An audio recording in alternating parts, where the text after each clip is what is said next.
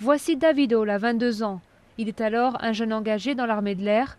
Aujourd'hui, David a retrouvé la vie civile. Son rêve de devenir pilote s'est arrêté brusquement en 2002 dans le bureau de son commandant.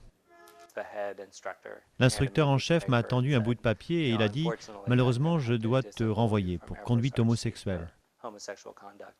Renvoi pour conduite homosexuelle, c'est écrit noir sur blanc et c'est permis par la loi Don't Ask, Don't Tell, ne rien demander, ne rien dire. Une loi qui oblige les soldats gays à cacher leur homosexualité et en contrepartie interdit à l'armée de questionner les nouvelles recrues sur leur orientation sexuelle. Mais après 17 ans d'application, cette législation s'est souvent avérée caduque, forçant de nombreux soldats vers la sortie, comme David, dénoncé par une collègue. Il n'y avait pas de photos, pas de preuves. Ils l'ont juste cru sur parole.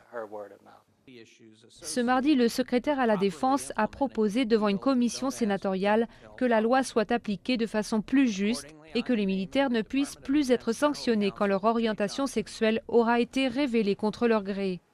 Un espoir pour David qui n'attend qu'une chose, pouvoir un jour re-signer dans l'armée.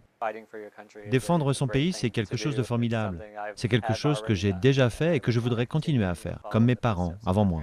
Depuis l'adoption de la loi en 1993, plus de 13 000 hommes et femmes ont été renvoyés de l'armée américaine. Cette législation pourrait être abrogée dans un avenir proche, mais selon les responsables de la défense, il faudra plusieurs années avant que les militaires homosexuels puissent s'afficher ouvertement.